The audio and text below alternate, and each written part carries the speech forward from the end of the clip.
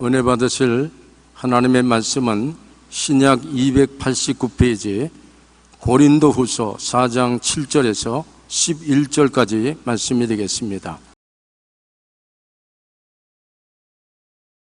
우리가 이 보배를 질그릇에 가졌으니 이는 심히 큰 능력은 하나님께 있고 우리에게 있지 아니함을 알게 하려 함이라.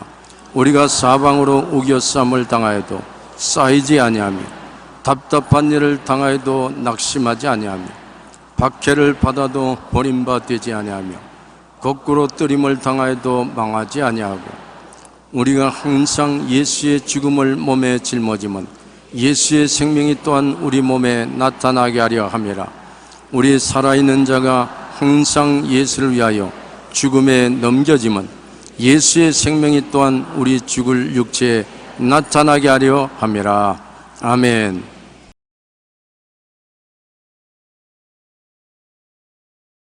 오늘 저는 보배를 품은 사람들이라는 제목으로 말씀을 나누고자 하는 것입니다. 우리는 이 세상을 고해라고 말합니다. 고통의 바다라고 말합니다. 행복 속에도 슬픔이 있고 웃음 속에도 눈물이 있습니다. 숨기고 싶은 비밀한 죄책이 있고 돈, 지위, 명예, 권력의 화려함 속에서도 갑자기 엄습하는 허무와 무의미의 감정이 마음속에 있습니다. 이 모든 것이 무슨 의미가 있느냐? 아침에 일어나고 일찍 가서 일하고 점심 먹고 또 일하고 저녁에 돌아오고 반복된 이 생활에 무슨 의미가 있느냐? 이 지구상에 사는 사람은 모두 죽음의 그림자 밑에서 몸서리칩니다. 누구도 다 죽어야 되니까. 사람이 한번 나서 죽는 것은 정한이지요. 죽고 난 다음에는 심판이 있으리라. 젊을 때는 몸에 병이 들고 아프면 죽음의 그림자가 얼렁거리지만 나이를 먹으면 24시간 죽음이 그림자처럼 따라다녀요. 언제 죽을지 몰라요. 인류 역사상 가장 호화롭게 살았던 솔로몬도 전도서 1장 2절에서 11절에 이렇게 탄식을 했습니다. 전도자가 이르되 헛되고 헛되며 헛되고 헛되니 모든 것이 헛되도다. 해 아래서 수고하는 수고가 사람에게 무엇이 유익한가? 한 세대는 가고 한 세대는 오되 땅은 영원히 있도다. 해는 뜨고 해는 지대 그 떴던 곳으로 빨리 돌아가고 바람은 남으로 불다가 북으로 돌아가며 이리 돌며 저리 돌아 바람은 그 불는 곳으로 돌아가고 모든 강물은 다 바다로 흐르되 바다를 채우지 못하며 강물은 어느 곳으로 흐르든지 그리로 인하여 흐르느니라. 모든 만물이 피곤하다는 것을 사람이 말로 다 말할 수 없나니 눈은 보아도 조감이 없고 귀는 들어도 가득 차지 아니하는도다. 이미 있던 것이 후에 다시 있겠고 이미 한 일을 후에 다시 할지라. 해 아래는 새 것이 없나니 무엇을 가리켜 이르기를 보라 이것이 새 것이라 할 것이 있으랴. 우리가 있기 전에 전 세대에도 이미 있었느니라. 이전 세대들이 기억함이 없으니 장래 세대도 그 후 세대들과 함께 기억됨이 없으리라. 솔로몬같이 휘황찬란하게 사는 사람도 그의 삶 속에 이러한 허무와 무의미의 감정이 꽉 찼습니다. 결국은 호화찬란하게 살았다는 것은 꿈과 같은 일인 것입니다. 이 세상에 태어났다가 많은 고난을 겪고 난 다음 죽었다는 그 기억밖에 없는 것입니다. 사람이 이 세상에 예수 그리스도를 믿고 구원받아 하나님을 섬기는 가치 있는 목표가 없이는 어떻게 사는지 알지를 못합니다. 날이 갈수록 희망 없이 인생이 어떻게 사는입니까? 오늘날 이 세상에 예수 믿는 사람과 안 믿는 사람의 무슨 차이가 있느냐고 물을 것입니다. 왜냐하면 모두 다 지구라는 타락하고 저주받은 땅에서 살고 있기 때문인 것입니다. 우리가 사는 이 땅은 저주받은 땅입니다. 가시와 은거키가 나고 우리의 삶에 장애물을 천지는 것입니다. 창세기 3장 17절에 아담에게 이르시되 내가 내 아내의 말을 듣고 내가 내게 먹지 말라 한 나무의 열매를 먹었은즉 땅은 너로 말미암아 저주를 받고 너는 내 평생의 수고하여야 그 소산을 먹으리라. 평생의 수고해야 소산을 먹는다. 여러분 어떻게 사십니까? 허덕허덕 살아온 것을 보면 수고하고 인생을 살아간 것입니다. 편안하게 롤러스케이트를 타고 오지는 않았습니다. 타락하고 저주받은 땅에서 고난을 겪으며 살아가고 있습니다. 예수님조차도 육신을 입고 이처럼 타락한 세상에 오셔서 고난받으셨습니다. 예수님은 하나님의 아들이요, 하나님 그 자체입니다. 하나님이신 예수님조차 사람으로 이 땅에 오실 때 당신 자신을 고난의 한가운데 붕덩 빠뜨려 던졌는 것입니다. 태어나서도 강보에 사여 구유에 누였습니다. 목수의 집 아들이라는 이름으로 심한 중노동을 했고, 그 다음에는 노숙을 하면서 제 아들 데리고 33년 동안 이 땅에 살았습니다. 왜 예수님이 이 저주받은 땅에 왔습니까? 온 땅이 이렇게 저주받았는데 무엇 때문에 왔나요? 예수님 오기 600 내지 700년 전에 이사야는 이 저주받은 땅에 희망을 주기 위해서 예수님이 오셨다는 것입니다. 이 저주받은 땅에 희망을 어디서 찾을 것이냐? 예수님께 희망을 찾을 수 있습니다. 단단히 들어보세요. 이거 놀라운 예언입니다. 이사야 53장 1절로 8절인데 우리가 전한 것을 누가 믿었느냐? 야훼의 팔에 누가 나타나느냐? 그는 주 앞에서 자라나기를 예언한 순 같고 마른 땅에서 나온 뿌리 같아서 고운 모양도 없고 풍채도 없은즉 우리가 보기에 흠모할 만한 아름다운 것이 없도다. 그는 멸시를 받아 사람에게 버림받았으며 강고를 많이 꼈으며 질고를 하는 자라. 마치 사람들이 그에게서 얼굴을 가리는 것 같이 멸시를 당하였고 우리도 그를 귀히 여기지 아니하였도다. 그는 실로 우리의 질고를 지고 우리의 슬픔을 당하였거늘 우리는 생각하기를 그는 징벌을 받아 하나님께 맞으며 고난을 당한다 하였노라. 그가 찔리면 우리 허물리남이요 그가 상하면 우리 죄악을 남이라.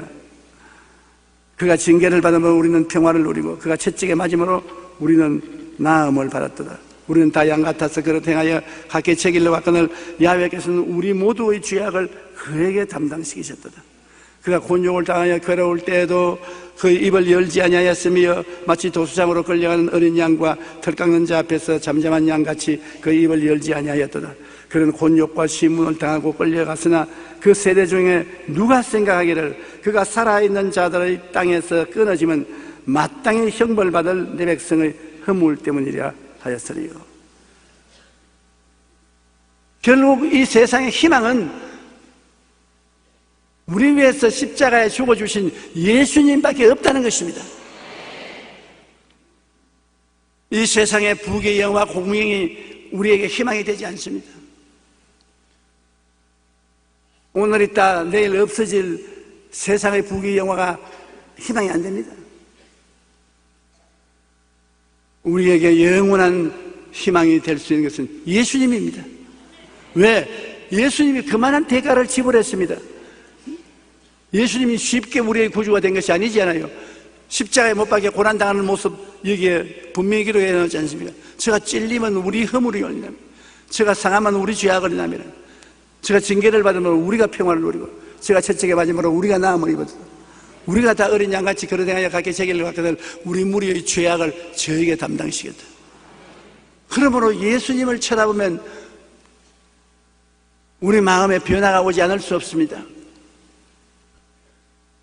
수가성 우물가의 여인은 남편을 5이나 갈아제끼고 6번째 남자하고 살면서도 삶의 의미를 발견하지 못하고 절망지게 됐는데 예수 그리스도를 구주로 만나자마자 순식간에 변화되어 버리고 마는 것입니다.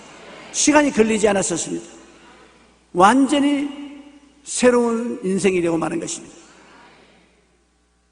예수를 만난 개인도 변화되고 예수를 만난 가정도 변화되고 예수를 만난 나라도 변화되는 것입니다. 역사를 통해서 보게 될 때 그리스도를 만나서 영혼이 잘되고 범사에 잘되며 강건하고 생명을 얻을 때 풍성하게 얻게 되지 않은 개인과 과정과 나라가 없습니다. 이 세상 교육을 잘 받을 수 있으면 좋죠. 그러나 이 세상의 교육을 못 받은 사람도 예수님을 통해서 하나님을 믿고 의지한 사람들이 세계를 변화시켰습니다. 나라를 변화시킨 것입니다. 미국의 성형외과 의사인 맥스웰 말츠는 수많은 사람들을 대상으로 성형수술을 하다가 놀라운 사실을 발견했습니다.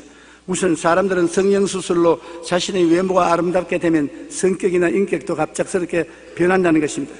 평소 콤플렉스로 여겼던 부분이 고쳐지면 그로 인해 생겼던 자기 비하, 자기 혐오, 불만, 두려움 등도 없어져서 자신에 대한 자부심과 성격이 밝아진다는 것입니다. 얼굴을 성형수술해서 좋아지면 성격이 밝아진다.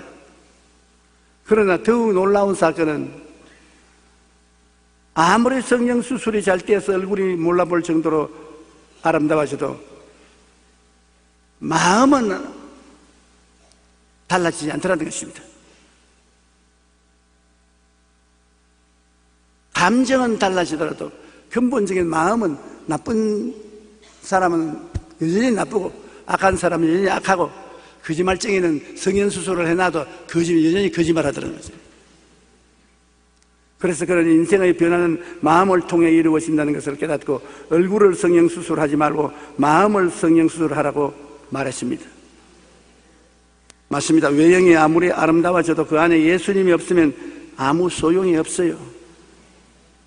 우리는 오직 물과 성령으로 나지 아니하면 하나님의 나라에 들어갈 수 없다는 말씀을 기억해야 되는 것입니다. 많은 주의 종들이 예수님을 만나지 않고 주의 종이 되어 있습니다. 많은 신자들이 교회 왔다 갔다 하면서도 예수님을 만나지 못하고 종교적으로 왔다 갔다 하는 것입니다. 예수님 소문만 듣고 왔다 갔다 하는 것입니다. 우리가 진실로 예수님을 만나야 돼요.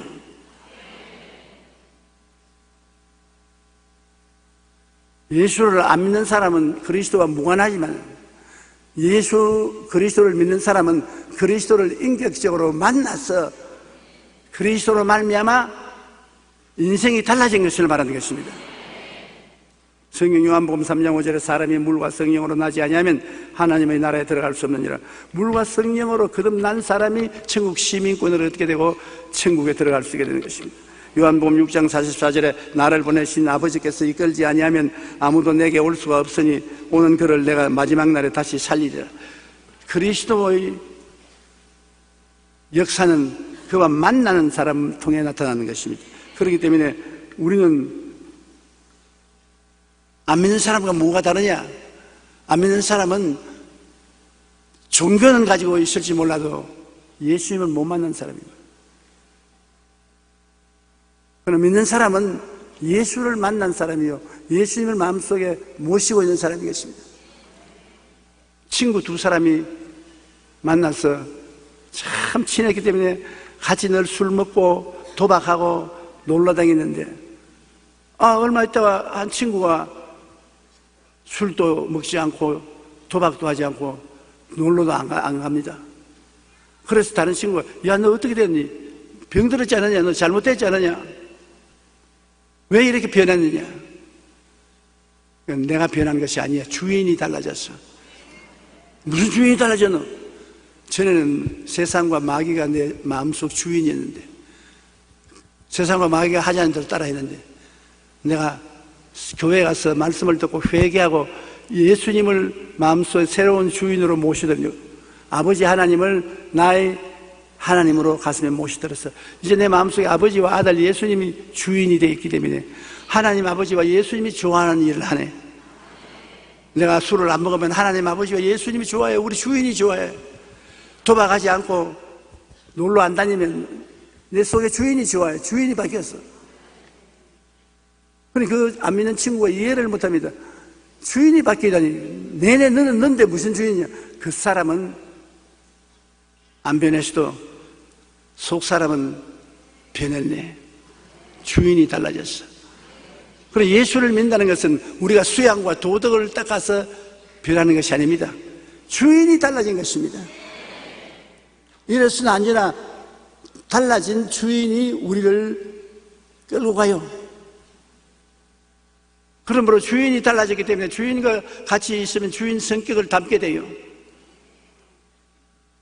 우리의 힘과 능으로 거룩하고 영광스러운 삶을 살 수가 없어요. 우리 속에 계신 주인이 그렇게 살도록 끌어주시지. 그러므로 믿는 자와 안 믿는 자가 뭐가 다르냐?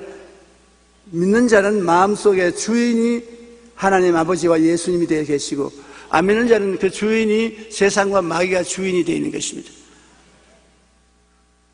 의식과 형식이 다르게 만들어주는 것은 아닌 것입니다. 그런데 우리 믿는 자의 삶은 어디에다가 힘을 주어야 되는 것입니까? 성경에는 보면 예수를 믿는다는 것은 예수와 함께 죽고 장사냐고 함께 살았다는 말을 자꾸 합니다. 로마서 8장 36절에도 보면은 우리가 종일 주를 위하여 죽임을 당하게 되며 도살을 양같이 여김을 바랐나이다. 고린도전서 15장 31절에는 나는 날마다 죽노라. 갈라디아서 6장 11절에는 내 몸에 예수의 흔적을 지니고 있노라. 우리 믿는다는 것은 법적인 의미가 그리스도 합하여 죽는다는 것입니다. 십자가에서 다 죽었다는 것입니다. 옛사람은 죽어버렸어요. 그리스도 합하여. 에이, 예수님이 죽었지 내가 어디 죽었노? 여러분, 김연아 이번에 스케이팅을 한번 보십시다. 김연아가 성공을 했지 우리가 성공을 안 했죠. 그래도 모두 다 텔레비 앞에 앉아가지고서 점프할 때마다 넘어질까 싶어서 그가 성공을 하면 우리가 박수를 치고 호함을 쳤습니다. 온 우리 국민이 김연아와 하나가 됐어요. 나 한국 사람이기 때문에 그래요. 내가 한국 사람 아니면 안 그래요. 보통 때는 아웅다웅 싸우던 사람들이 스케이트에 보는 한 마음으로 박수를 치고 동동 굴러요. 영어로 말하면 identification, 동일하게 된다는 것입니다. 여러분과 나는 예수 그리스도를 바라보고 예수 그리스도를 믿을 때 예수 그리스도와 하나가 되는 것입니다. 그래서 하나님 앞에 여러분은 예수 죽음 내 죽음, 예수 부활 내 부활이라고 말할 수 있게 되는 것입니다. 하나님 앞에서 우리는 그리스도를 통해서 옛사람이 죽었다는 것을 알아야 되는 것입니다. 갈라디아서 2장 20절 우리 다 같이 한번 읽어보십시다. 내가 그리스도와 함께 십자가에 못 박혔나니 그런즉 이제는 내가 사는 것이 아니요 오직 내 안에 그리스도께서 사신 것이라. 이제 내가 육체 가운데 사는 것은 나를 사랑하사 나를 위하여 자기 자신을 버리신 하나님의 아들을 믿는 믿음 안에서 사는 것이요. 하나님의 아들을 어떻게 믿으란 말입니까?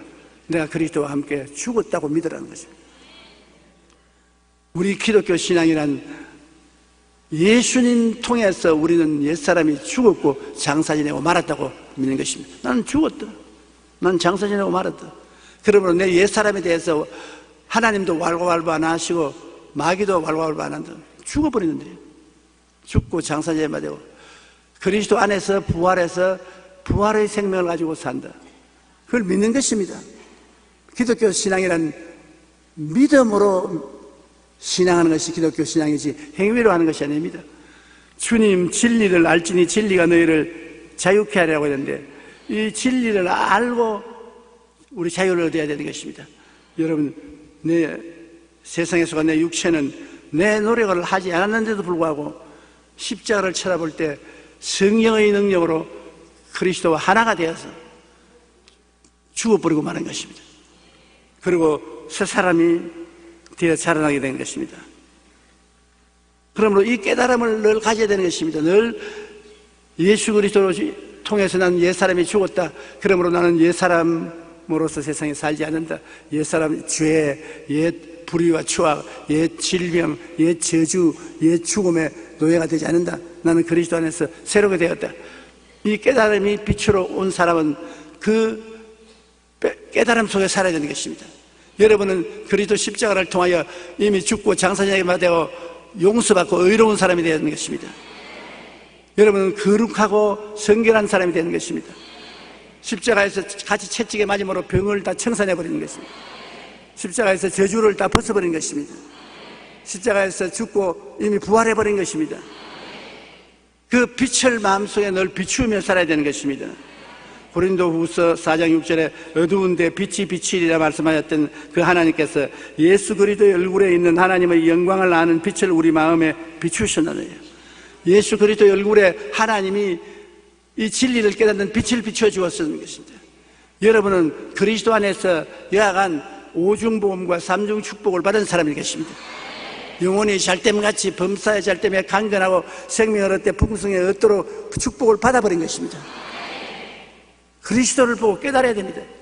우리 신앙은 십자가에서 시작해서 십자가에서 끝납니다. 예수님이 그냥 십자가에 뻘거벗고 매달리는 것이 아닙니다. 여러분이 그리스도와 함께 십자가에 매달린 것입니다. 죄짓고 추악하고 병들고 저주받고 가난하고 낭패와 실망당하고 죽고 지옥 가는 그 못난 내가 죽에 매달려서 그리스도와 함께 죽었다는 것입니다. 그리고 내에 대한 새로운 이미지, 영혼이 잘됨같이 범사의 잘됨에 강건하고 생명을 얻되 넘치는 새로운 이미지를 마음속에 얻게 되었다는 것입니다. 이 빛이 우리 마음속에 비친 이상 항상 이 빛을 바라보고 살아야 되는 것입니다. 예수 믿는 사람이 옛 어두움의 세계로 돌아가서 자기에 대해서 저주와 절망을 가지고 낙심하고 살면 안 되는 것입니다. 히브리서 1장 3절에 이는 하나님의 영광의 광채시요 그 본체의 형상이라. 하나님의 영광의 광채시요 본체의 형상인 그리스도가 여러분과 나를 위한 제물이 된 것입니다. 고린도후서 1장 22절에 그가 또한 우리에게 인치시고 보증으로 우리 마음에 성령을 주시느니라. 이런 하나님의 큰 은혜가 우리에게 주어졌다는 보증으로 성령이 마음속에 인치심을 받다. 성령이 도장을 찍어주셨다.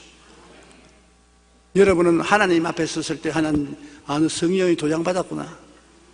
마귀 앞에 섰을 때도, 와, 성령이 도장을 받았네. 근데 여러분 자신이 도장 없는데요? 난 도장 받은 적이 없어요. 그것은 빛을 깨닫지 못하면 그런 소리 하는 것입니다. 여러분은 육신의 여러분 자신과 그리스도 안에서 변화된 여러분 자신을 분명히 알고 살아야 예수 믿는 사람이 되는 것입니다. 여러분이 어떠한 사람이 되는 것을 긍정적으로 깨달아 알고 그것을 마음속에 꿈꾸어 보고 그것을 믿고 그것을 입으로 시인하면 그 역사가 일어나게 되는 것입니다. 믿음도 그래요. 믿음도 나는 믿음이 적습니다. 그런 소리 하지 말아야 돼요. 주님께서는 내 믿음대로 될지어다. 내 믿음이니까 주님 믿음이 아닙니다. 그럼 내가 어떻게 믿느냐? 믿음이 있는 것을 알기 때문에 주님이 내 믿음을 있는 대로 된다 그래요. 물건을 사는데 너 돈 있지 않냐? 너도 너로 살아. 내가 도와줄 필요 없다. 그 말로 같은 것입니다.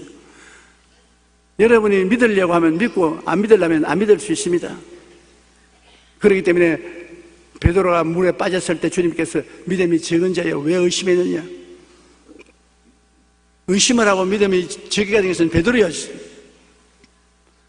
스르보니게 여인이 예수님께 나와서 개들도 밥상에서 떨어진 부스러기를 먹는데 이방인이라도 주님이 고쳐주신다고 믿는다고 하니까 주님이 여자여 내 믿음이 크도다. 내 믿음대로 될지어다. 여러분의 믿음이 여러분의 인생을 이끌고 가는 것입니다. 여러분이 안 믿을 수도 있고 적게 믿을 수도 있고 크게 믿을 수도 있고 죽도록 믿을 수도 있는 것입니다. 믿음을 자꾸 자랑해야 돼요. 믿음 있는 사람들하고 같이 지나면 이야기를 들어서 용기를 얻죠. 내가 또 체험을 하면 체험을 할수록 믿음이 점점 강해져서 나중에는 믿음의 용사가 되는 것입니다. 그래서 마음의 깨달음을 갖고 살아야 되는 것입니다. 우리는 주님이 주신 지식을 가지고 주의 성령의 도움으로 새 사람 된 꿈을 꾸며 마음의 능력인 믿음을 가지고 일어나서 믿고 입술로 시인하는 것입니다. 입술의 말이 얼마나 힘이 있는지 압니까? 우리 입의 말이 우리 죽이기도 하고 살리기도 하는 것입니다.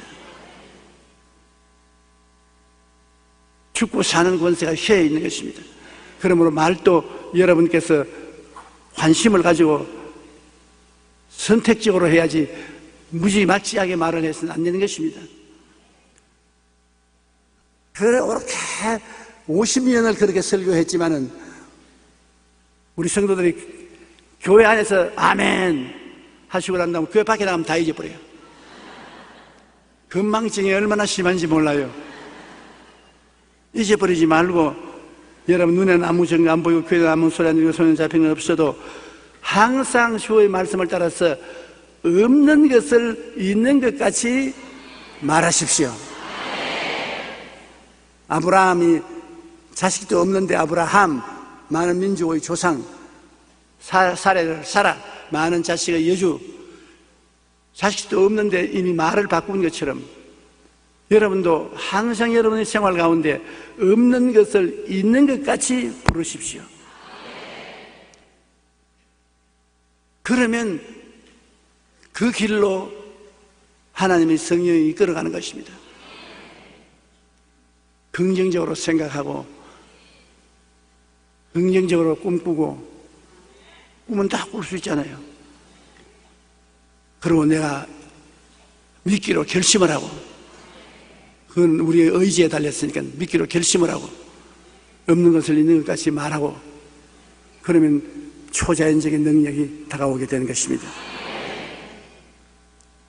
예수 믿는다는 사람이 바로 이와 같이 예수님의 대속을 깨닫고 그 안에서 들어가 사는 것을 말하는 것입니다. 마가복음 10장 45절에 인자가 온 것은 섬김을 받으려 함이 아니라 도리어 섬기려 하고 자기 목숨을 많은 사람의 대속물로 주려 함이라. 주님이 우리의 대속물이 되었으니 그 대속물을 우리가 무시해서는 안 되는 것입니다. 히브리서 2장 9절에 죽음의 고난 받으심으로 말미암아 영광과 존귀로 관을 쓰신 예수를 보니 이를 행하시면 하나님의 은혜로 말미암아 모든 사람을 위하여 죽음을 맛보려 합니다. 모든 사람을 위하여 죽음을 맛보았습니다. 우리 위해서 죽음을 맛보았습니다.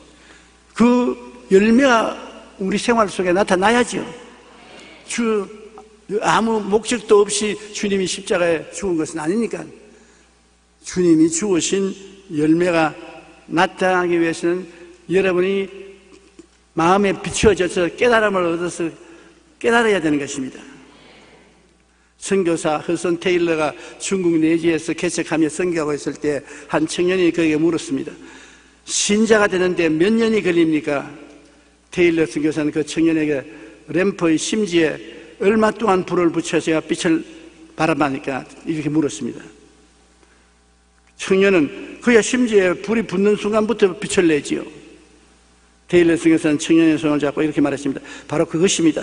하나님께서 나를 부르시고 구원하시다는 것을 깨닫는 순간 새로운 삶을 얻은 그 영혼의 빛이 타오르기 시작하는 것입니다. 몇십 년 걸리는 것이 아닙니다. 예수님이 내 구주라고 깨닫는 그 순간에 빛이 나기 시작하는 것입니다. 감리교 장신했던 존 웨슬리 목사님은 예수님을 믿은 후에도 거듭남의 확신이 없었습니다. 그런데 어느 날 루터 로마서 강해를 듣다가 성령을 체험하고 그의 신앙과 사역은 결정적인 전기를 맞았던 것입니다.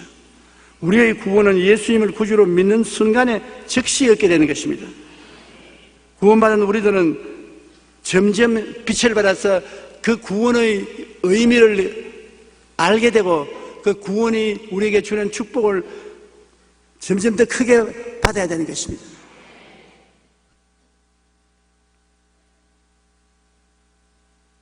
그냥 예수 믿고 특거리로 천당 가기 위해서 구원받은 것은 아닌 것입니다. 이스라엘 백성이 광야에서 하나님의 지도를 받아서 떡과 젖과 꿀이 흐르는 가나안 땅을 받은 것처럼 여러분 그리스도 안에서 엄청난 은혜를 받고 있습니다. 깨달은 사람은 그것을 얻고 깨닫지 못한 사람은 이야기만 듣고 그냥 지나가는 것입니다. 그러나 깨닫고 그것을 꿈꾸고 믿고 말하면 하나님의 역사가 일어나게 되는 것입니다. 진리를 알지니 진리가 너희를 자유케 하리라. 깨닫는 게 참 중요합니다. 그 교회에 와서 성경 공부하고 하나님 말씀을 들어서 깨닫는 것이 굉장히 중요합니다. 마음에 깨달으면 깨달은 대로 내가 그렇게 변한다고 상상할 수 있고 꿈꿀 수 있습니다. 그리고 내 마음에 믿을 수 있습니다. 나는 변화되고 난 저렇게 된다. 그리고 이미 이루어진 것처럼 말할 수 있죠. 나는 튼튼합니다. 나는 건강합니다. 나는 이쁩니다. 나는 사랑받습니다. 나는 성공합니다. 그렇게 되고 있습니다. 나는 못났어요. 나는 미움받아요. 환영받지 못해요. 나는 실패할 거예요. 내 같은 사람은 세상에 살 가치도 없어요. 그렇게 말을 하면 그 사람 팔자가 어떻게 되는 것입니까? 그렇게 말하면서도 자기 앞날이 밝아질 것을 기대하면 큰일이죠. 그렇게 말하면 마귀가 그 말을 받아서 박수치고 춤을 추고 야단 법석을 할 것인데,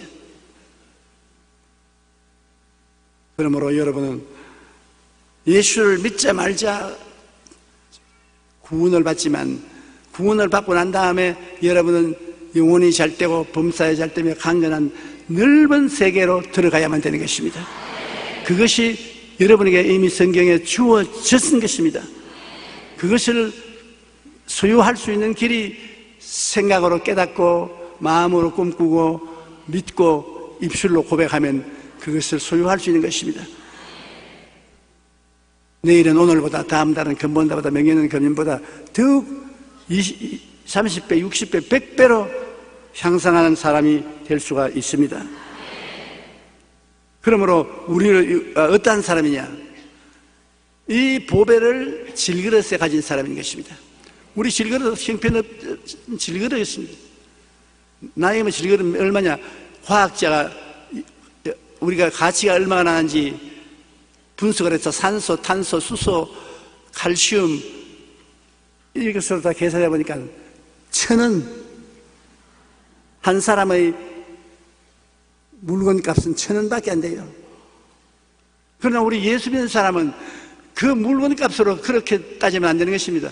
우리 속에 하나님 아버지와 예수님이 계시고 주님이 보혈로 값주고 산 거대한 은총이 속에 있기 때문에 이건 값으로 계산할 수 없어요. 이 질그릇 속에 엄청난 보배를 가지고 있는 것입니다. 그러므로 깨닫고 나면은 여러분이 여러분 자신을 볼 때도 귀하게 느끼고 다른 사람이 여러분을 볼 때도 귀하게 느껴야 되는 것입니다. 굉장히 하나님이 여러분 위해서 그 독생자를 주셔서 값주고 샀는데 얼마나 귀합니까? 하나님이 여러분을 보배로 생각하는데 왜 우리는 우리를 그렇게 생각하지 않습니까? 오늘 이 성경에 고린도후서 5장 10절에 누구든지 그리스도 안에 있으면 새로운 피조물이라 이전 것은 지나갔으니 보라 새 것이 되었다. 완전히 새 사람이 된 보배가 된 것입니다.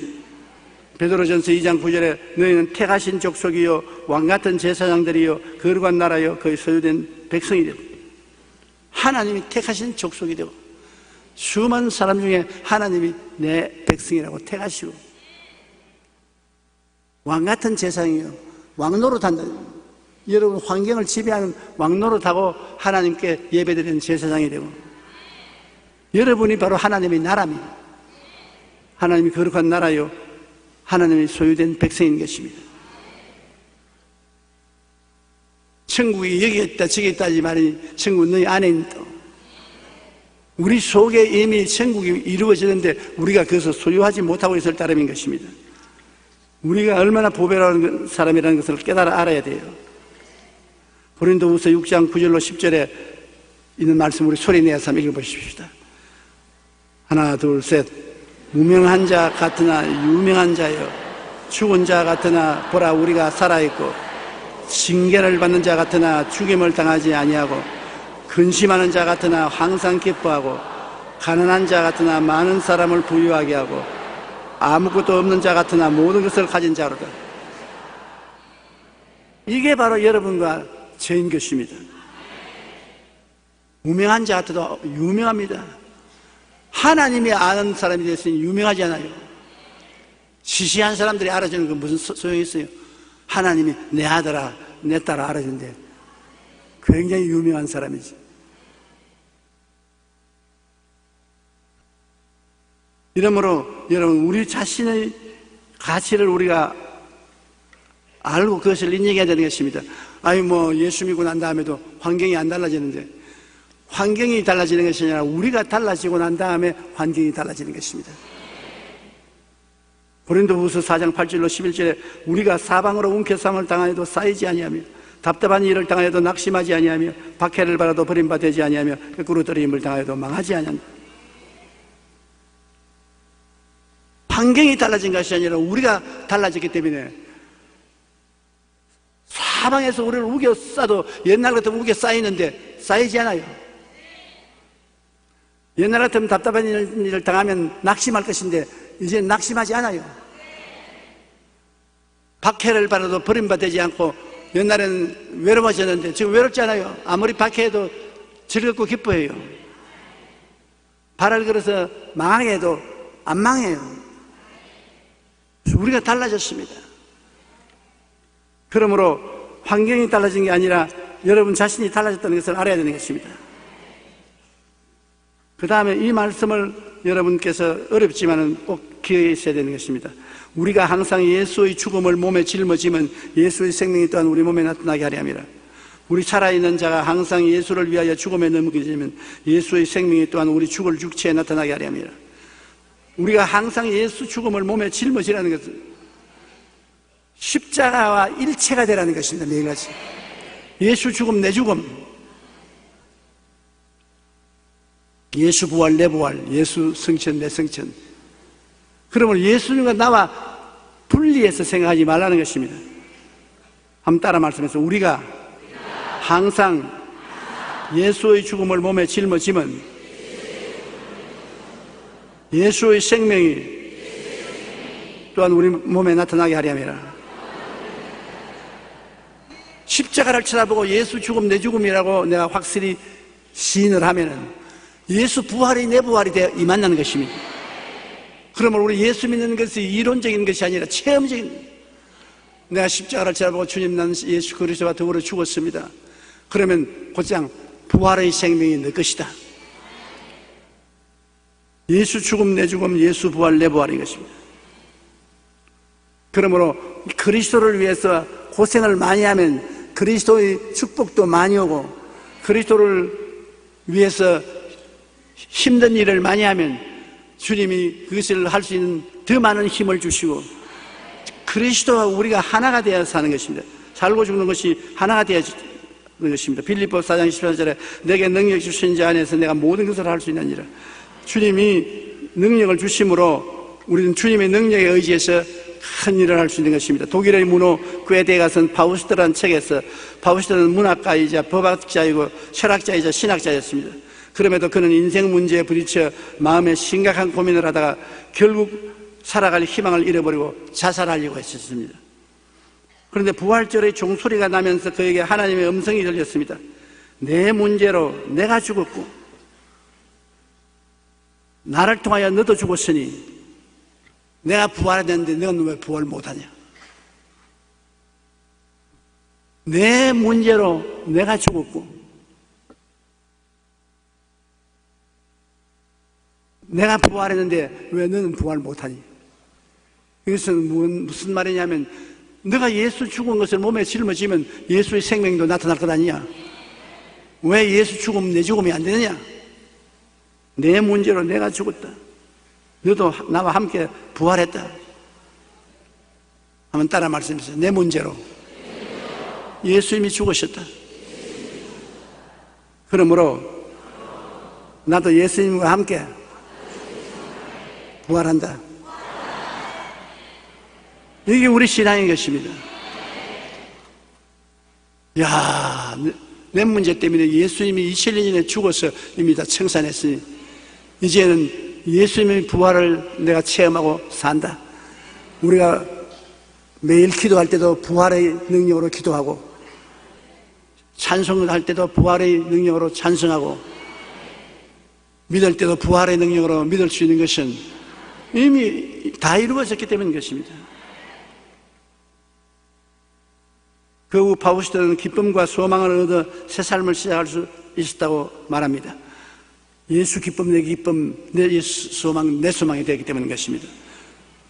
우리는 그 누가 뭐라고 말하나도 하나님의 택함받은 자로서 보배이신 예수 그리스도를 우리 안에 모신 사람들입니다.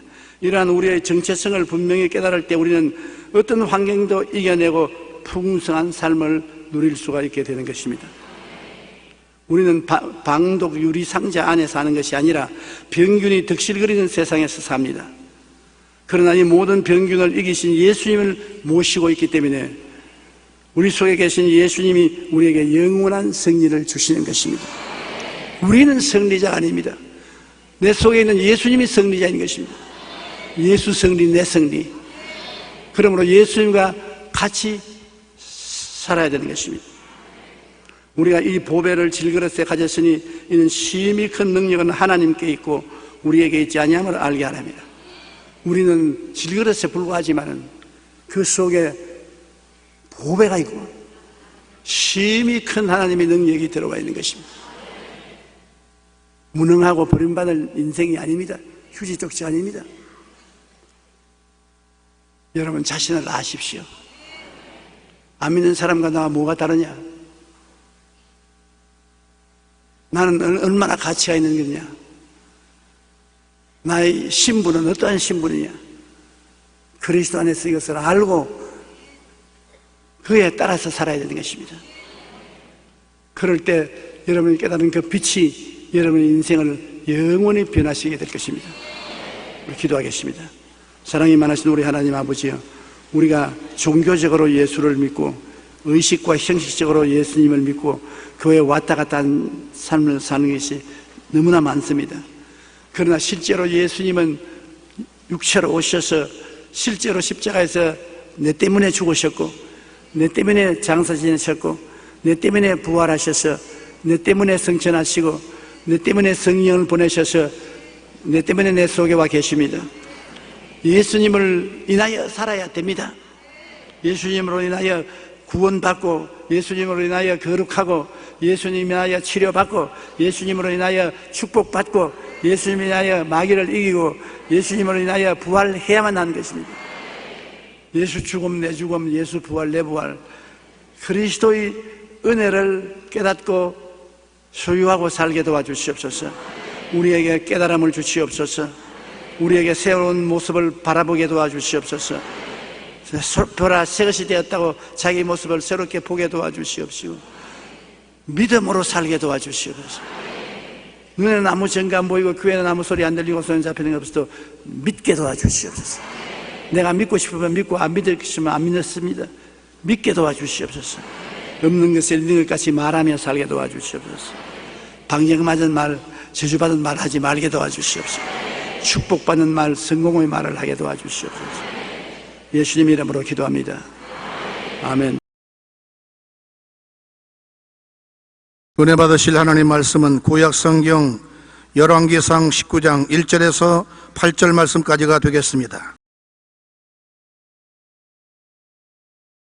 아합이 엘리야가 행한 모든 일과 그가 어떻게 모든 선지자를 칼로 죽였는지를 이세벨에게 말하니 이세벨이 사신을 엘리야에게 보내어 이르되 내가 내일 이맘때에는 반드시 내 생명을 저 사람들 중 한 사람의 생명과 같게 하리라. 그렇게 하지 아니하면 신들이 내게 벌 위에 벌을 내림이 마땅하니라 한지라.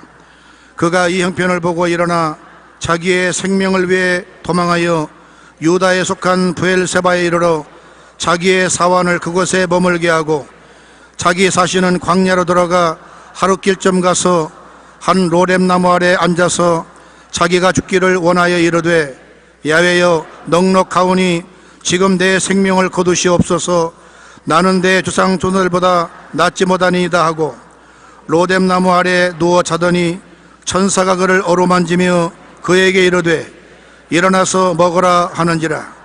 본즉 머리맡에 숯불에 구운 떡과 한 병물이 있더라. 이에 먹고 마시고 다시 누웠더니 야훼의 천사가 또 다시 와서 어루만지며 이르되 일어나 먹어라. 내가 갈 길을 다 가지 못할까 하노라 하는지라. 이에 일어나 먹고 마시고 그 음식물의 힘을 의지하여 40주 40야를 가서 하나님의 산 호렙에 이르니라. 아멘.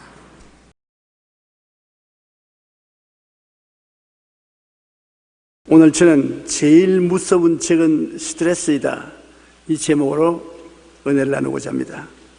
오늘 인간이 당하는 치명적인 병, 즉 각종 암, 뇌졸중, 심근경색, 가지가지 소화기관의 병들이 스트레스에 의한 것이라고 의사들은 말합니다. 우리들이 앓는 병의 70% 이상이 스트레스로 말미암아 생긴다고 합니다. 그런데 우리는 성경을 읽어보면 스트레스에 걸려 암 등 다양한 병에 걸려 죽은 사람을 한 사람도 볼 수가 없습니다. 희한하게 성경의 족보를 읽어보면 다 운명대로 살았습니다. 스트레스라는 말은 한 물체에 가해지는 압력이나 물리적 힘을 가리키는 의미로 원래 물리학에서 처음 사용되었습니다.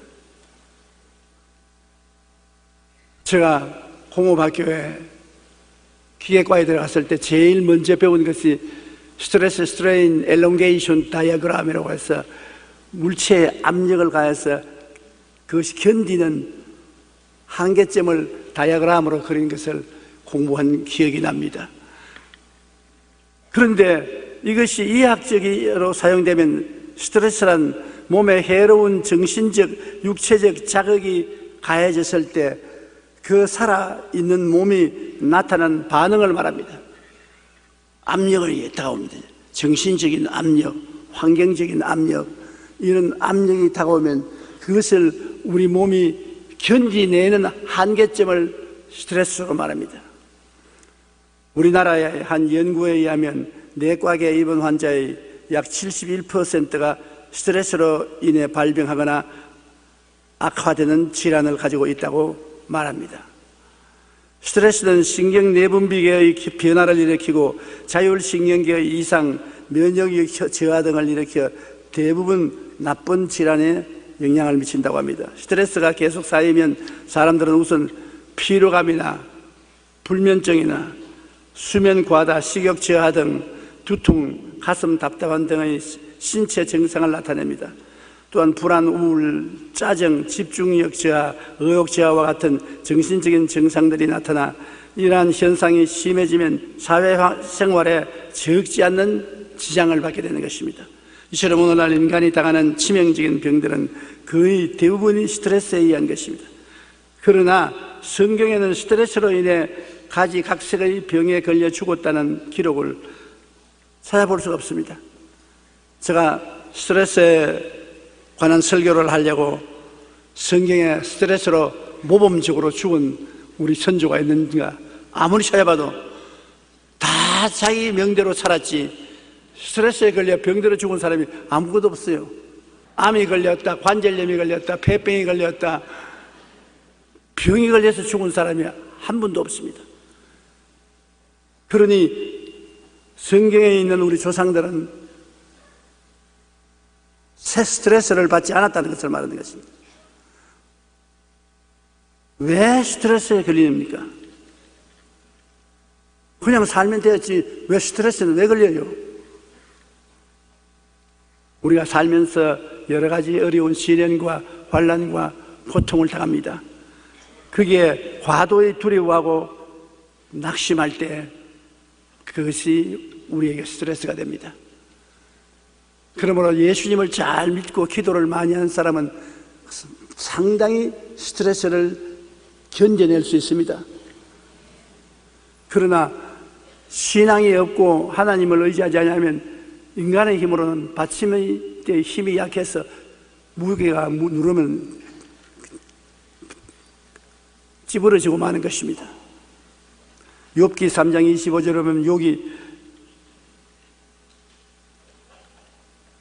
환경에 시련을 겪어서 재산 다 잃어버리고 자식들 다 죽고 부인이 저주하고 집을 떠나고 자기는 전신에 몸에 병들었습니다. 그가 탄식하기를 내가 두려워하는 그것이 내게 임하고 내가 무서워하는 그것이 내 몸에 미쳤구나. 그는 우연히 그 병이 걸린 것이 아니라 평소에 그런 병이 올까 굉장히 무서워하고 두려워했다는 것입니다. 정신적인 스트레스를 받고 계시다는 것입니다.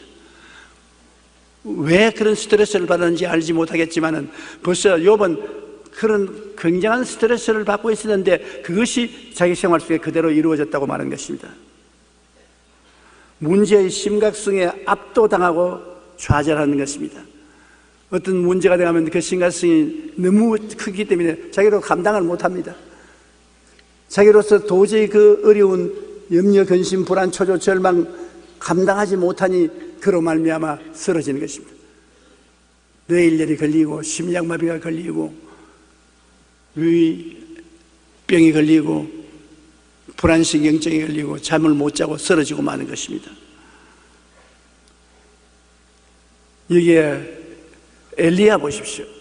엘리야는 구약시대 최고의 선지자인 것입니다. 하나님이 불수레를 태워서 죽지 않고 하늘에 데리고 갈 정도의 위대한 인물이었습니다. 그런 엘리야도 문제의 심각성에 압도당할 때 좌절하고 낙심하고 스트레스에 걸려서 죽기를 원했습니다. 엘리야가 보통 사람 같았으면 자살했을 것입니다. 엘리야는 바알의 선지자 450명 그들과 경쟁을 했습니다. 바알의 선지자들이 이스라엘 백성들에게 바알을 신봉하게 함으로 야훼를 배반하고 반역함으로 하나님께서 진노하사 3년 6개월 동안 비가 오지 않게 했습니다. 그래서 이스라엘은 완전히 가뭄으로 불탈 정도인 것입니다. 그래서 바알이 왕성할 때 하나님의 종 엘리야가 그 바알 선지자들을 모두 한 곳에 모여서 정말 야훼가 참 하나님인지 바알이 참신인지 서로 경쟁을 했습니다.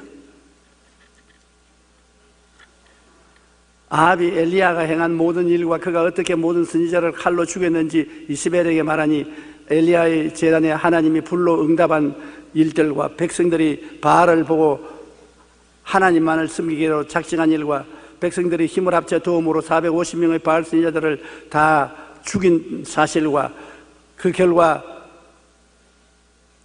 엘리야가 기도하니까 갈멜산에서 하나님이 응답하셔서 비를 주셨다는 이야기를 자기 아내 이세벨에게 아합이 이야기를 다 하니까 이세벨이 분도 막심해서 내일 이맘때 내가 되기 전에 이 엘리야를 죽이겠다.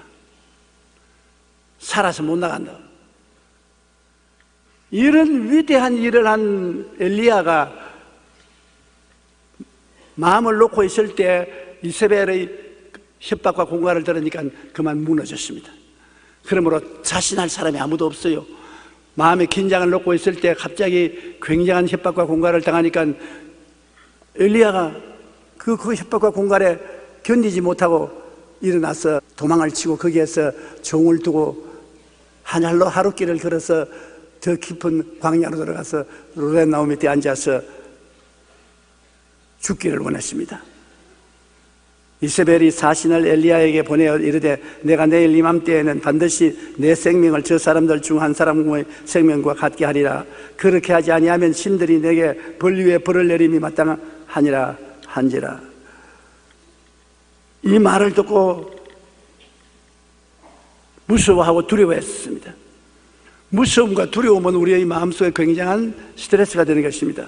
엘리야 같은 위대한 사람도 심한 스트레스를 당하니까 죽기를 원했었습니다. 근데 뭐 우리같이 평범한 사람이야 스트레스 당하면 살 희망이 다 없어지고 자살하려고 하는 사람들이 생기는 것은 당연한 이치인 것입니다.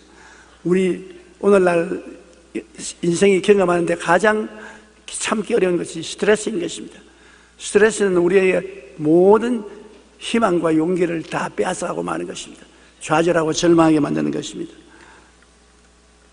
최근 우리나라의 학계, 의료계, 산업계 등 사회 지도층에 있는 인사들이 잇따라 자살한 사실이 밝혀져 사회적으로 큰 충격을 받고 있습니다. 유명한 대학병원 교수와 물리학의 한 분야에서 최고의 권위자로 알려진 서울의 유명 사립대 물리학과 교수가 목숨을 끊는가 하면 지난 1월 22일에는 국내 대기업 임원이 과중한 업무 부담감을 호소하며 목숨을 끊었습니다. 억대의 연봉을 받는 그분이 우리 한국에서 다 성공한 분으로 박수를 치는 그분이 왜 유서한 장 써놓고 자살한 것입니까? 그 지위에 다가오는 스트레스를 견딜 수가 없었던 것입니다. 전문가들은 이러한 일은 극심한 경쟁사회에서 심적 압박감과 스트레스를 이기지 못해 벌어지는 일들이라고 지적하고 있습니다. 삼성 서울병원의 유범희 교수는 불규칙한 생활, 과로가 반복되는 생활은 육체적으로 무리를 주지만 정신적으로 무리를 줄 때가 더 많다고 말합니다. 육신적인 무리는 견뎌낼 수 있어도 정신적인 무리는 견뎌내지 못합니다. 사람들은 자신에게 어떤 문제가 발생하면 그 문제의 심각성에 압도당하고 좌절합니다. 이로 인해 사람들은 스트레스에 걸려 육체적, 정신적 고통을 당하게 됩니다. 이러한 스트레스가 지속되면 사람들은 자신의 생명조차 끊어버리려는 큰 위기를 맞게 되는 것입니다. 그런데 성경에 보면 예수님은 그렇게 함정을 받아도 스트레스를 받지 않았었어요. 바리새교인, 사두개교인, 교법사들이 끊임없이 따라다니면서 압력을 가하고 로마의 정권이 끊임없는 위협을 가했었습니다. 그는 먹고 자고 사는데도 정처가 없었습니다. 그렇게 많은 괴로움을 겪어도 예수님은 스트레스에 안 걸렸습니다. 예수님은 어떻게 스트레스 안 걸리고 살았으면 나 같으면 스트레스 걸렸을 것인데, 주님은 스트레스에 안 걸리는 방법을 말해줍니다. 주님은 무엇을 어떻게 했기에 스트레스 안 걸립니까? 내게만 좀 말 좀 해주십시오. 네, 우리 성도들에게는 비밀로 할 테니까 내게만 좀 말씀해 주십시오. 아마 주님이 싱긋이 웃으면서 말할 것입니다. 욕심이 없으면 스트레스에 안 걸린다? 아니, 주님 그렇게 간단합니까? 간단하다. 욕심이 있으니까 스트레스에 걸리지, 욕심이 없으면 결코 스트레스에 걸리지 않는다. 야고보서 1장 14절로 15절에 오직 각 사람이 시험을 받는 것은 자기 욕심에 끌려 미혹됨이니 욕심이 잉태한 즉 죄를 낳고 죄가 장사한 즉 사망을 낳느니라. 지위, 명예, 권세, 돈, 무엇이 내가 가지고 있는 것이 빼앗기면 어떻게 하느냐? 나보다 더 강한 자가 와서 나를 밀쳐내면 어떻게 할 것이냐? 마음에 욕심이 생기면 그것을 얻기 위하여, 그것을 지키기 위하여 마음에 부담을 느끼고 스트레스를 느끼게 되는 것입니다. 디모데전서 6장 9절에 부활이 하는 자들은 시험과 올무와 여러 가지 어리석고 해로운 욕심에 떨어지자니 곧 사람으로 파멸과 멸망에 빠지게 하느니라. 욕심에 떨어지면 파멸과 멸망에 빠집니다. 그 마음에 욕심 없이 어떻게 삽니까? 그러니까 전혀 욕심 없이는 못 살 것 아닙니까? 적당한 욕심을 가지는 것입니다. 너무 큰 욕심을 가지지 말고, 또 전혀 욕심이 없어 이만 딱 벌리고 이렇게 앉으시면 그것도 또 큰일입니다. 그건 나쁜 욕심이 아니고 좋은 욕심은 가져야 되는 것입니다. 그러나 무엇인지 과도한 것은 문제가 되는 것입니다. 일반적으로 인간에게는 오욕이라고 하는 5가지 욕구가 있습니다. 식욕, 생욕, 제욕, 명예욕, 수면욕구 등이 그것입니다. 여기에는 인간의 원초적 본능인 식욕이나 성욕, 물욕 등이 모두 포함되어 있습니다. 인간은 살아가면서 누구나 오욕을 채우려고 합니다. 그것은 인간의 자연적인 본성입니다. 그런데 그 정도가 지나치면 탐욕이 되고 마는 것입니다. 그냥 욕심은 괜찮은데 탐욕이 되면은 스트레스를 받게 되는 것입니다. 보통 욕심이야 다 가지고 있죠. 그러나 탐심이 들어오면 탐욕이 되는 것입니다. 그러면 나쁘게 됩니다. 마음을 비우고 욕심을 버리며 주어진 것에 감사하면 기쁨과 평안뿐 스트레스에 걸리지 않는다고 한 것입니다. 미국의 미시간 대학교의 스테파나 브라운 박사는 인간의 욕심과 수명에 관해 연구를 했습니다. 연구 결과에 의하면 욕심이 많은 사람들의 사망률이 욕심이 적은 사람의 사망률보다 거의 3배 더 많은 것으로 나타났습니다. 욕심이 적은 사람은 평안하게 있으니까는 오양육부가 긴장하지 않지요. 그런데 욕심이 많은 사람은 오양육부가 다 눌려서 잠도 못 자고 고통을 당하니까 빨리 죽을 것은 당연히 있는 것입니다. 욕심 많은 사람에게 시집도 가지 말고 장가도 가지 마세요. 빨리 죽습니다. 록펠러는 53세가 되었을 때 특이한 소화불량성 질병을 알았습니다. 인류 역사 가운데 록펠러만큼 큰 부자는 아직까지 생기지 않았습니다. 록펠러는 인류 역사상 가장 큰 부자가 된 사람이었습니다. 그러나 그가 53세에 특이한 소화불량성 질병을 앓았는데 이 때문에 머리카락은 말할 것도 없고 눈썹과 속눈썹까지 다 빠져버렸습니다. 의사는 그의 병은 늘 극도의 긴장된 생활에서 비롯된 스트레스가 주 요인으로 1년을 넘기기가 어렵다고 말을 했습니다. 그 후 록펠러는 마음의 욕심을 버리기로 작정했습니다. 그리고 온전한 11조와 감사의 생활로 철저하게 하나님 중심의 삶을 살았습니다. 그는 교회를 무려 4,928개나 건축했습니다. 시카고 대학 등 종합대학과 단과대학을 각각 12개씩 지으며 사회에 기부하는 모범을 보였습니다.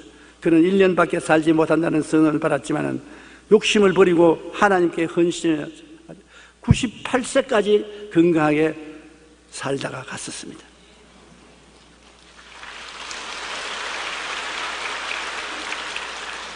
탈무드에는 성자의 주머니 속에는 꿈이 있고 패자의 주머니 속에는 욕심이 있다고 말했습니다. 꿈과 욕심은 다릅니다. 과도한 욕심으로 인한 스트레스는 몸과 마음을 병들게 하지만 마음의 욕심을 버리고 자신이 가진 것으로 이웃에게 나누어 주고 베풀 때 건강뿐만 아니라 더욱 풍성한 은혜와 축복의 삶을 살 수 있게 되는 것입니다. 그렇기 때문에 우리 교회 성도 여러분, 사랑과 행복 나누기 운동에 참여해서 우리가 가진 조그마한 사랑과 행복을 나누면 그만큼 수명도 길어지는 것입니다. 우리의 살고 죽는 고난은 하나님의 손에 있습니다.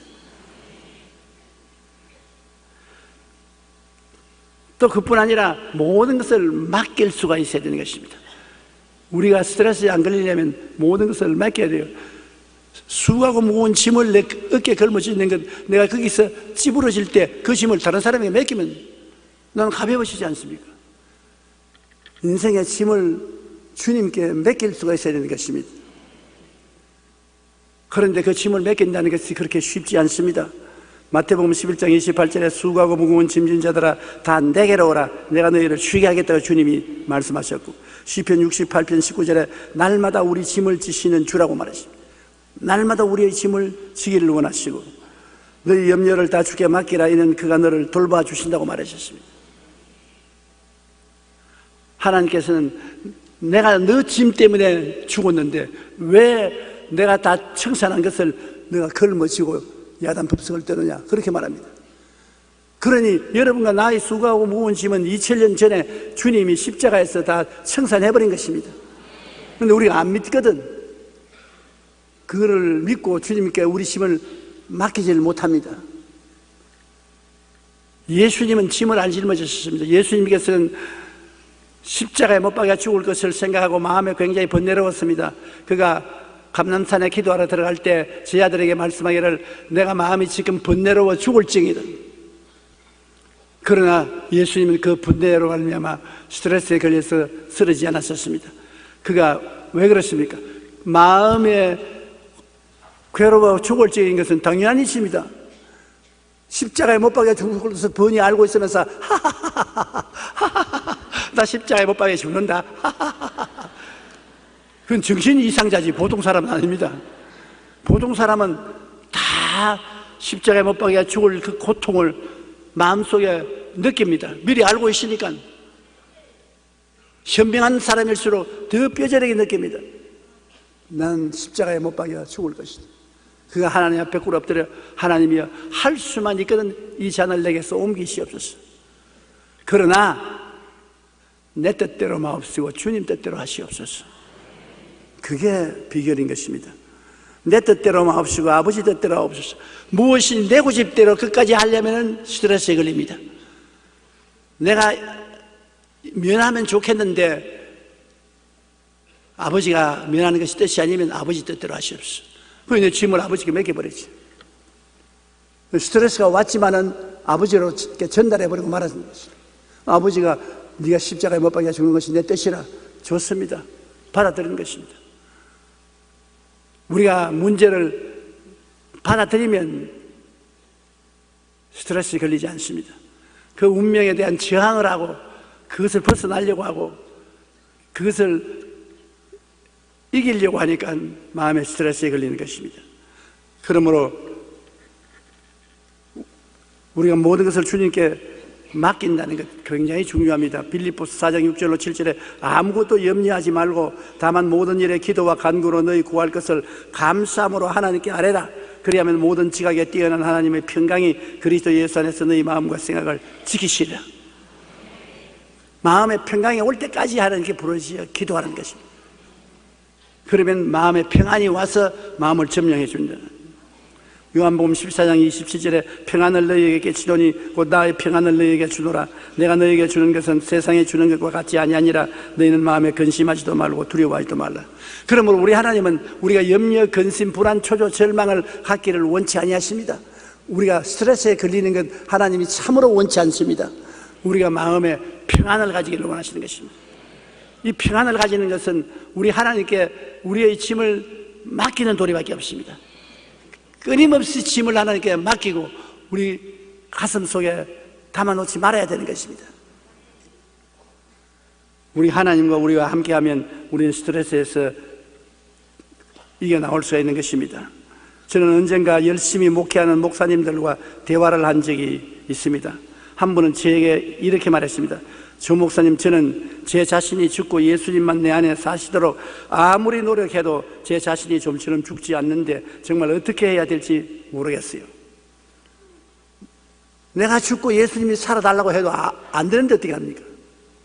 다른 목사님은 욕심을 다 버리고 나 자신까지 버려야만 참된 마음의 평화를 얻겠는데 나 자신을 버린다고 하면서도 쉽게 버려지지가 않습니다.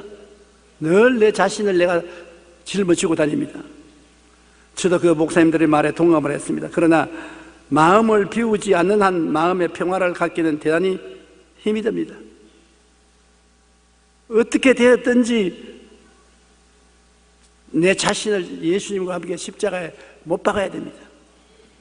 그리고 욕심과 탐심을 저버려야 되는 것입니다.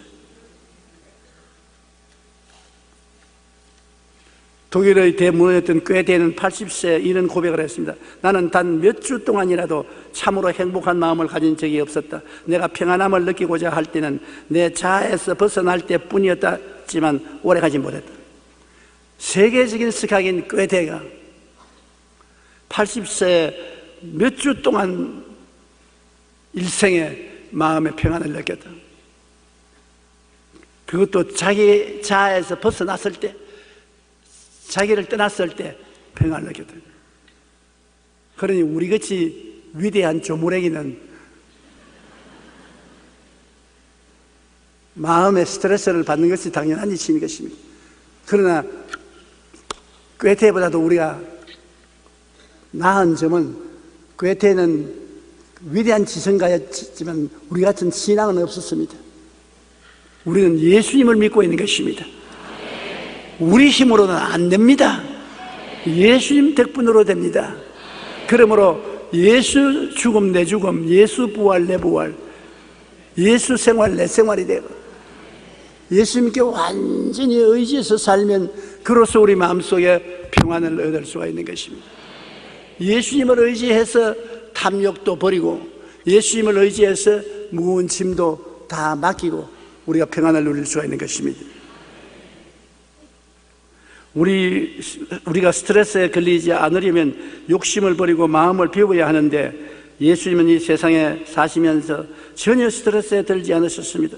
왜냐하면 예수님은 추호도 욕심이 없으시고 오직 아버지의 뜻에만 복종하고 아버지의 뜻에 모든 것을 맡겼기 때문에 주님은 스트레스에 걸리지 않으셨습니다.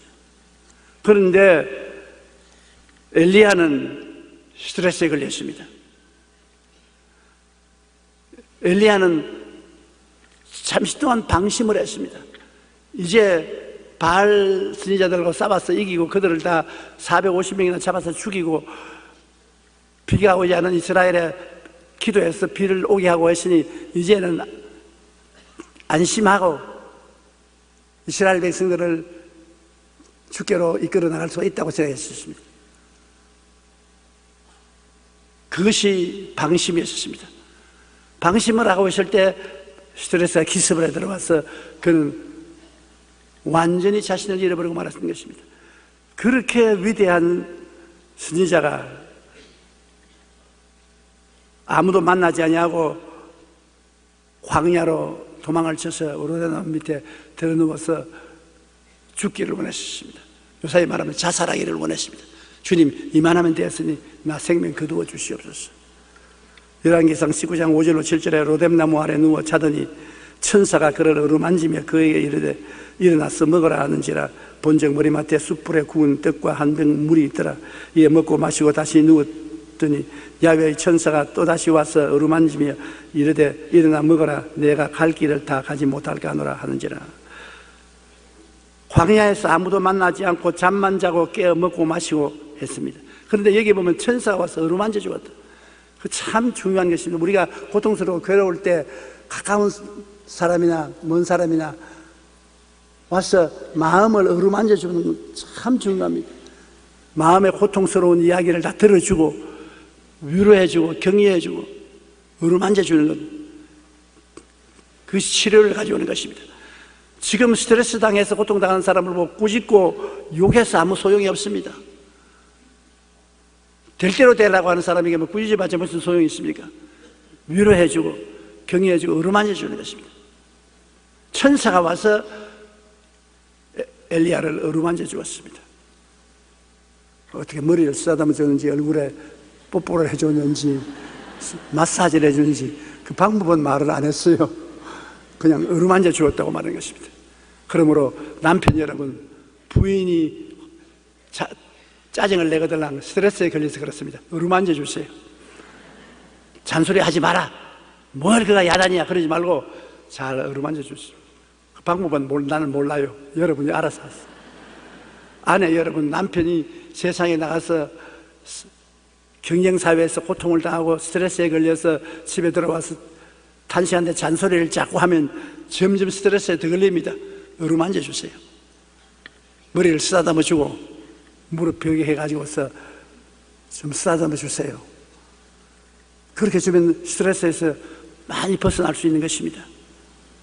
사람이 스트레스에 걸리면 자기 힘으로 스스로 일어날 수 없는 것입니다. 그리고 스트레스에 걸렸을 때 이 성경에는 보니까 먹고 자라는 것입니다. 다른 것도 하지 말고 먹고 또 자고 또 일어나거든 또 먹고 또 자고. 그럼 앞으로 스트레스에 걸린 사람에게 금식하고 철야하라고 하지 마세요. 그럼 더 스트레스에 걸려요. 스트레스에 걸리거든 집에 데려와서 아주 푸근한 잠자리를 만들어서 자게 하고 맛있는 음식 만들어서 먹고 또 자게 하고 어루만져 주고 그렇게 하면 스트레스에서 회복될 수 있습니다.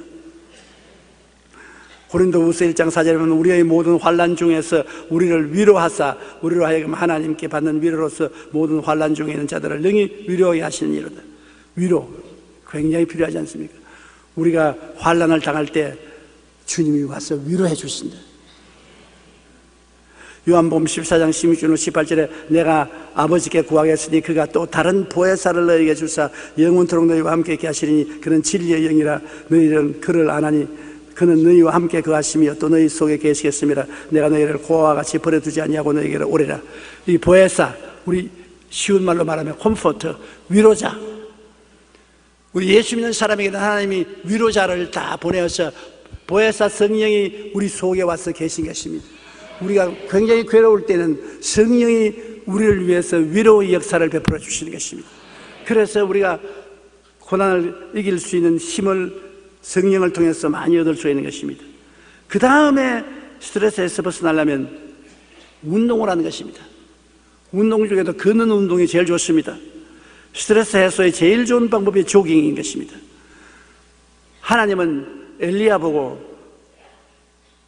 브엘세바에서 호렙산까지 걸어가라 했습니다.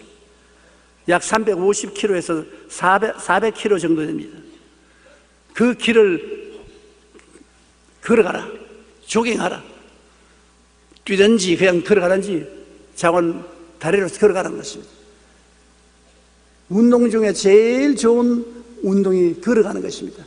그러면 뇌가 활성화되고 온몸에 혈액순환이 잘 되어서 스트레스가 사라지고 피로가 없어지고 건강해지는 것입니다. 그러므로 걷는 것이 참 좋습니다. 요사이 스트레스에 너무 걸린 이유는 많이 차 타고 다니게 되었습니다. 너무 타고 다니고 걷지 않기 때문에 스트레스에 걸리는 것입니다. 그러므로 여러분이 돈이 없어서 자동차 없어서 못 타고 간다고 탄식하지 마십시오. 자동차를 못 타는 것은 건강해지라고 오래 살라고 하나님이 복을 주신 것입니다. 그러므로 걸어다니면 차 타고 가는 사람 보고 아이고 불쌍하다, 이렇게 두 다리를 걸어다니면 오래 살 것인데 저렇게 차를 타고 다니면 얼마 못 살라고 그런다고 그렇게 말할 수 있습니다. 걷는 것이 제일 좋아요. 제가 이제 나이가 먹어가 몸이 참 괴로울 때 종종 병원을 찾아가서 어드바이스를 받는데요, 요사이 의사들마다 만나면 걸으라 합니다. 다른 약이 없어요. 목사님 걸으시오. 그런데 가만히 살아보니까 걷기만 좀 힘든 것이 없어요. 요사이 걷기가 그렇게 쉽지 않아요. 저는 여의도 끝 고군에 내려가지고서 아침에 걷는데 요새는 추워서 걸을 수가 없어요.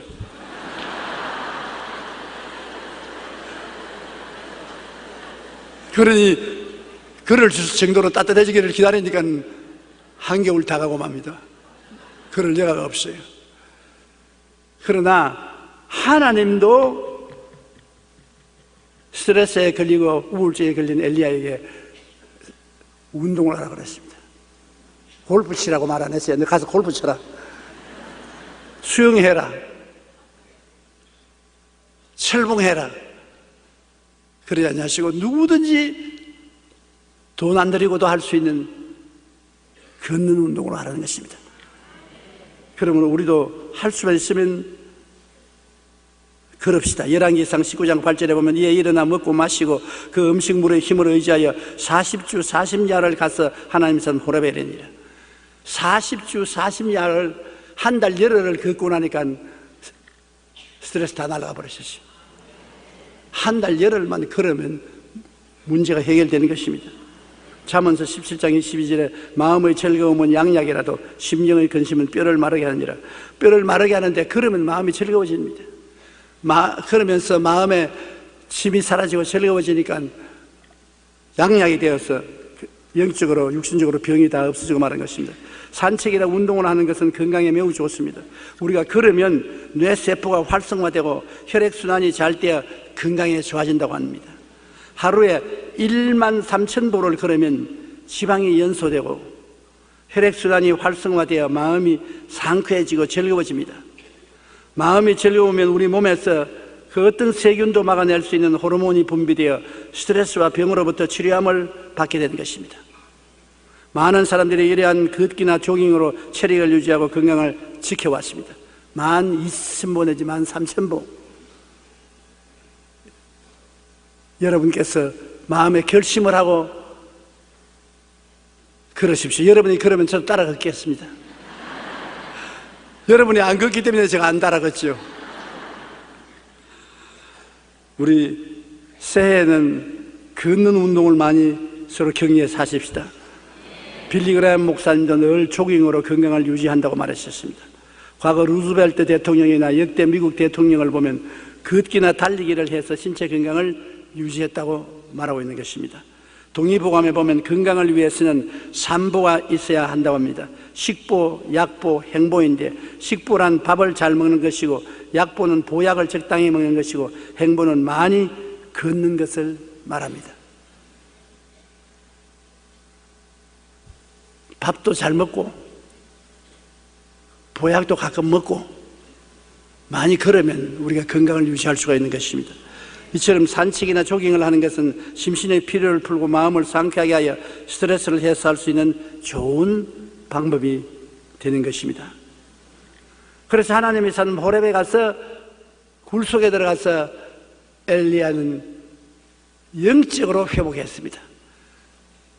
영적으로 신앙이 떨어지고 성령 충만을 잃어버린 그가 호렙산 바위 굴 속에 들어가서 하나님과 대화할 수 있게 되고 세미한 음성을 얻게 되고 마음이 뜨거워지고 사명을 새롭게 받아서 그 사명을 다하고 하나님이 하늘로 데리고 올라가는 것입니다.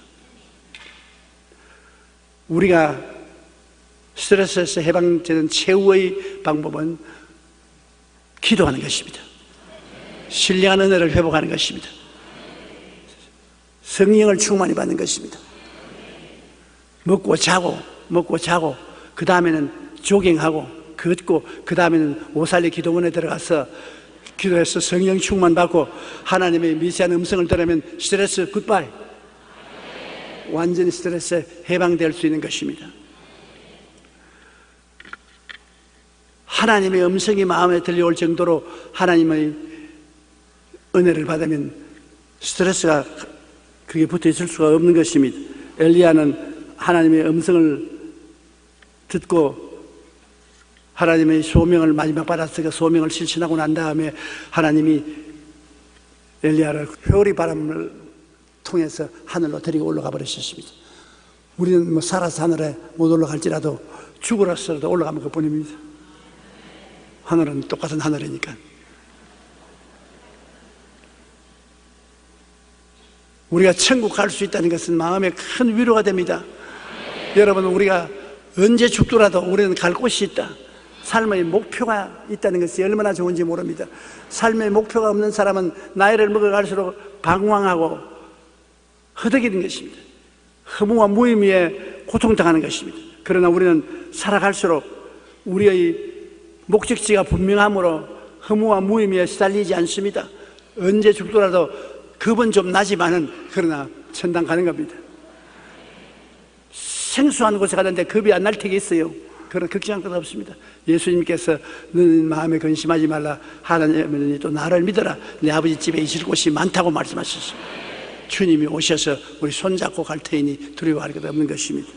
여러분 모두 다 하나님의 백성으로 이 세상에서 스트레스를 이기고 궁극적으로 천국에 가서 하나님의 영광을 누리는 하나님의 자녀 되기를 주님 이름으로 축원합니다.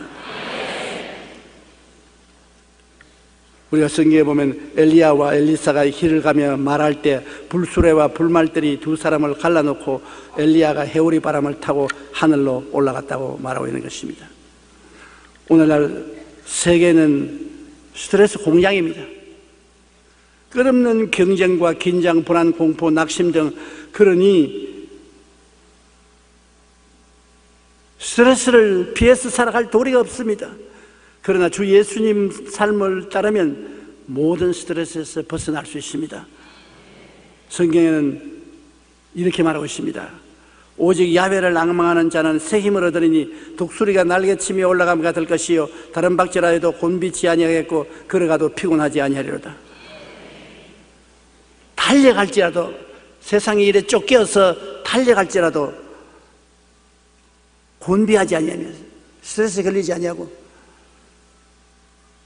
걸어가도 피곤치 않다. 여유가 만만해서 시간이 많으면 피곤하지 않습니까? 실정이 나지 않습니까? 그러나 하나님을 앙망하면 여유 만만하게 가도 인생이 피곤하지 않다는 것입니다.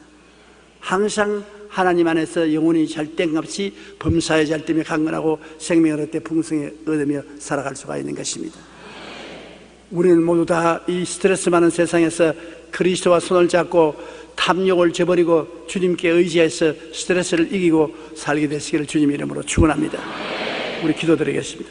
살아계신 우리 아버지 하나님, 우리는 스트레스가 꽉 들어찬 세상에 살고 있습니다.